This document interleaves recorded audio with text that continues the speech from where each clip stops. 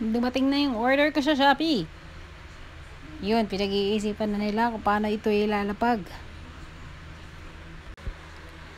Location, Carissa Home is 1. Ganito kami maglipat ng bahay sa Pilipinas.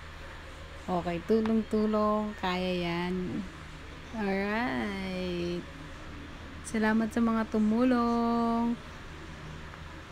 Thank you for watching. At naibaba na nila sa truck at ilalapag na nila. Ang galing at kinaya ng tao mailapag ito ng maayos. Napakaganda.